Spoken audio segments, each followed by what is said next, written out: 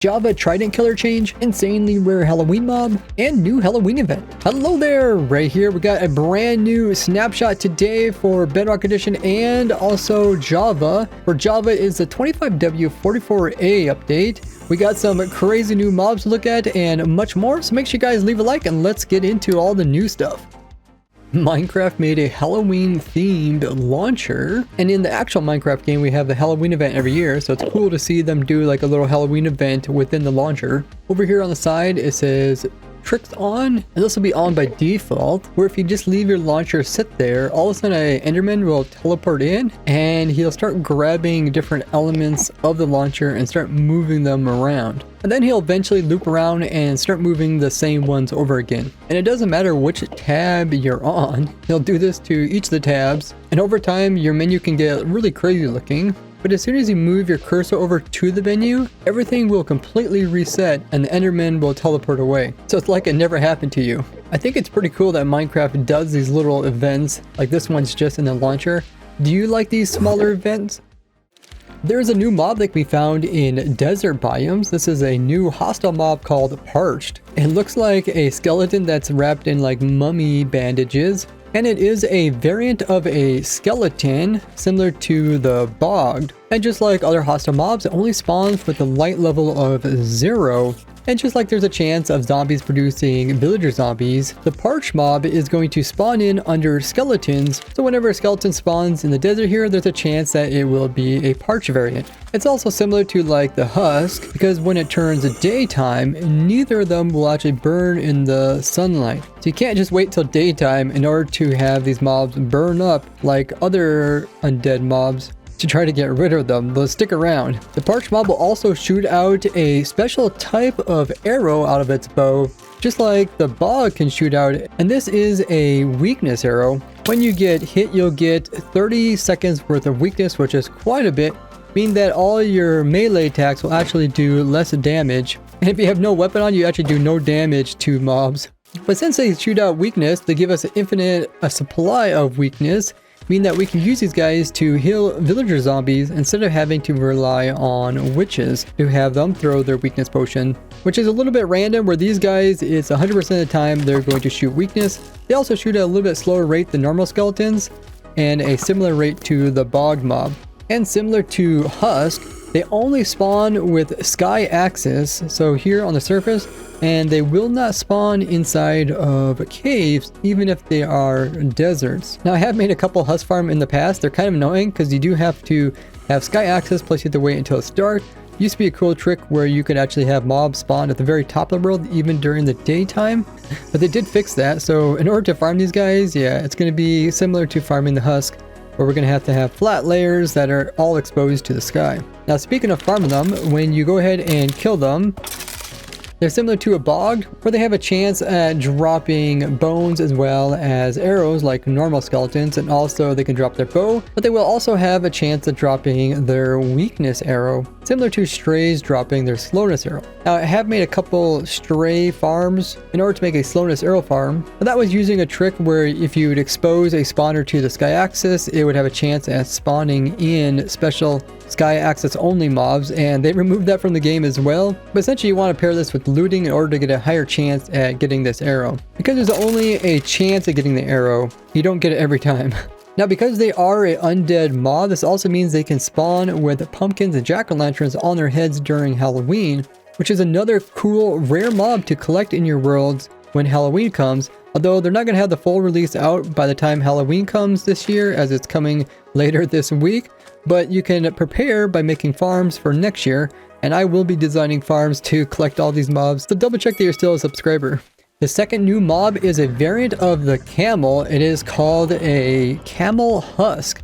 Look at this thing. It's like a darker version of the camel, but it's actually a undead mob similar to the zombie horse. As you can see, its ribs are exposed and it has like rotten flesh. It's like all open here. It's like pretty much just a rib cage from underneath. Let's see, anything else that looks like a zombie? The rest of it looks kind of normal. Other than the whole thing being really dark, kind of like a mummified, dried out, leathery creature that is undead and is alive. Pretty spooky.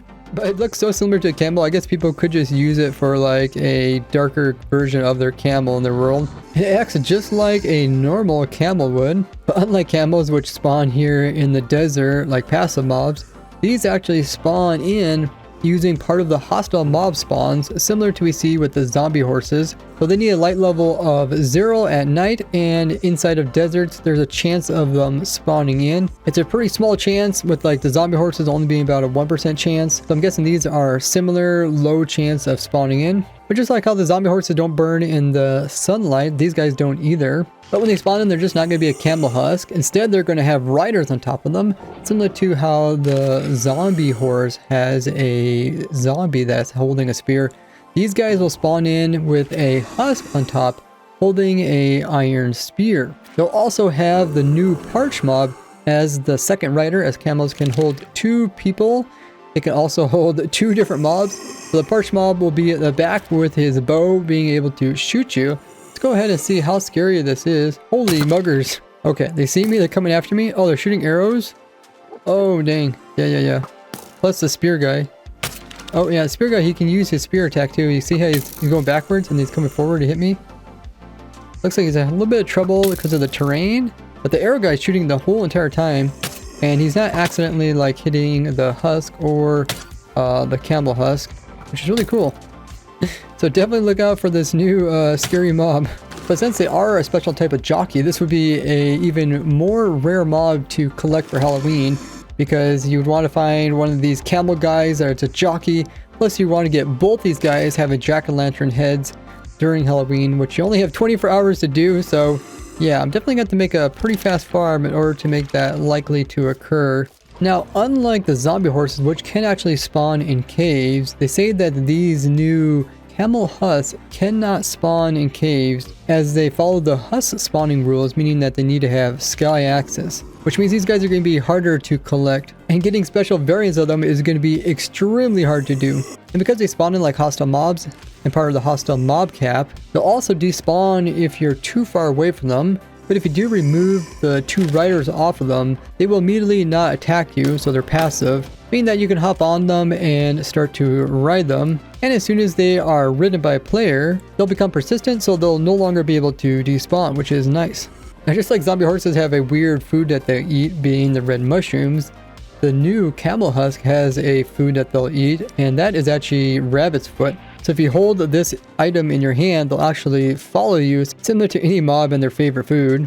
And if you right click them, you can put them in heart mode. And by having 2 camels in heart mode, they won't actually breed, because yeah, they're undead mobs and they don't breed. The only way you can get them is from actually finding them naturally. Now, although you can't get a babies, if you spawn one in, this is what they look like. They're actually really cute looking. But once you get them on their own, then they work just like a normal camel would, where you can put saddles on them and then do their dash ability. But what do you think of the new camels as well as the new rare jockeys?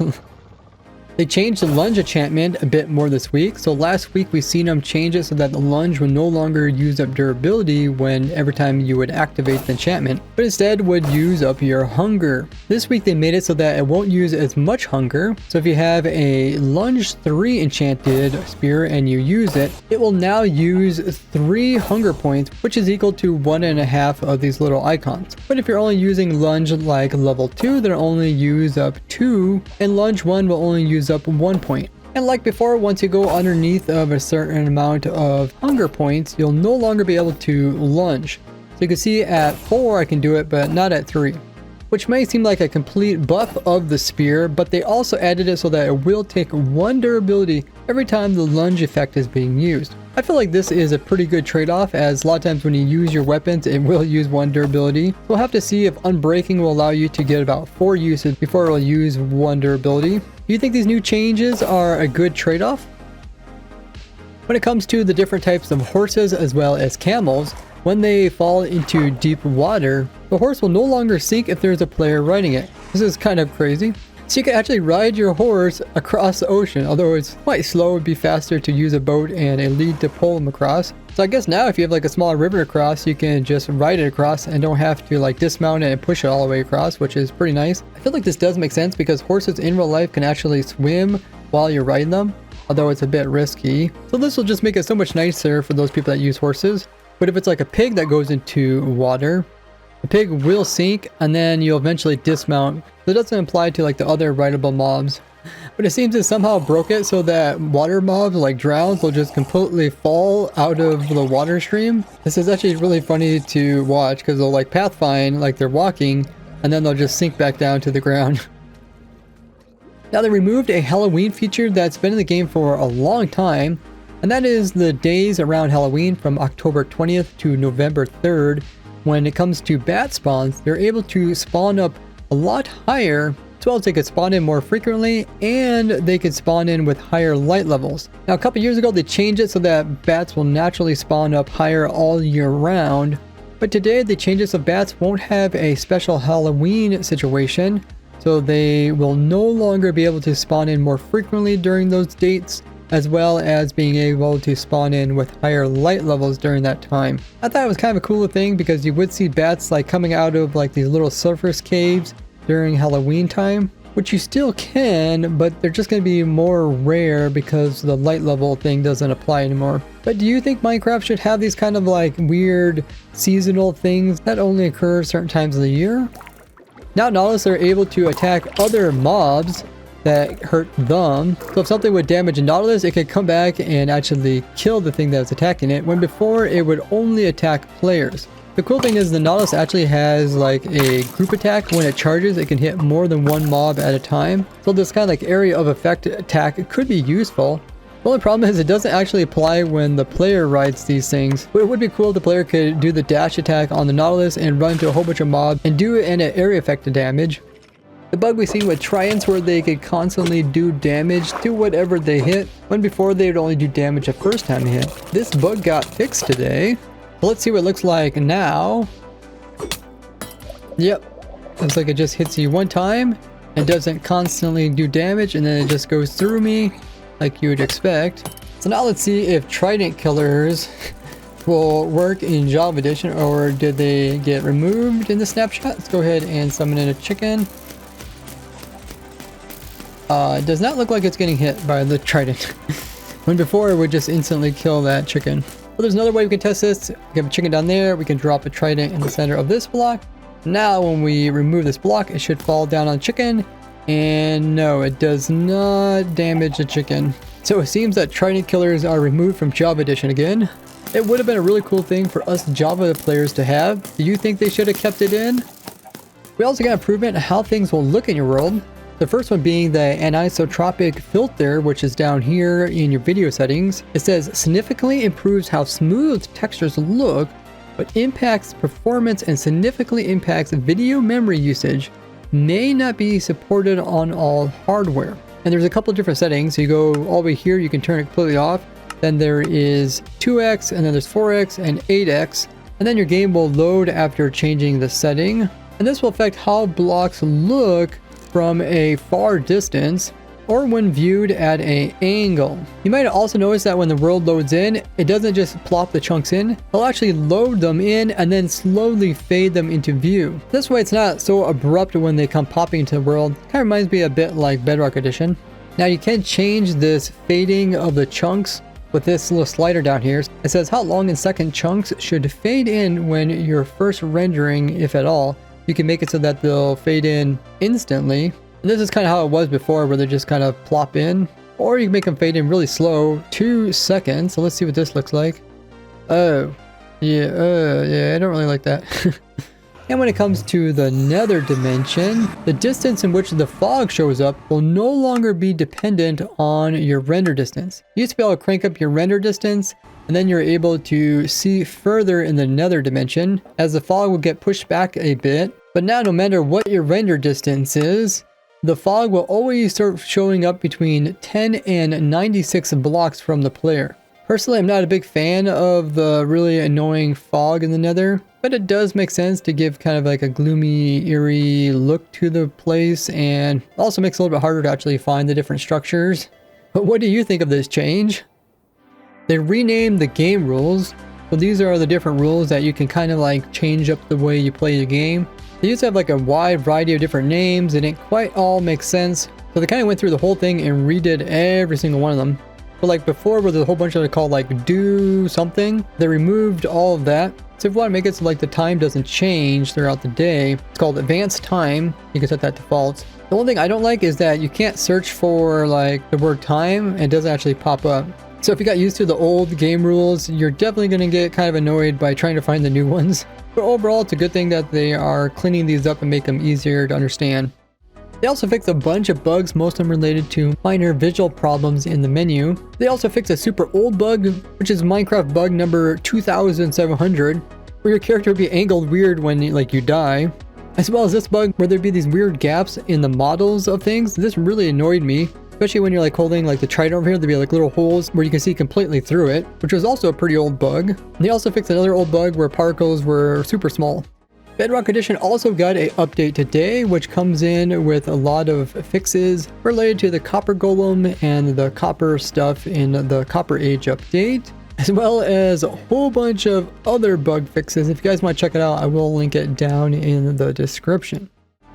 Minecraft has been giving teasers about the next Minecraft movie, with their most recent mention in today's Minecraft video where they slipped it in as well. The release date was already announced, which is 2 years from now, 2027, on July 23rd. This is a Saturday and it's a long ways away. I don't know how much of the movie they already got like recorded or where they're even at during the movie making process, because these high production movies take a lot of time. And along with the image, they did say building terrain, so maybe they're just in the beginning stages of it. But have you seen the first movie and would you watch the second one?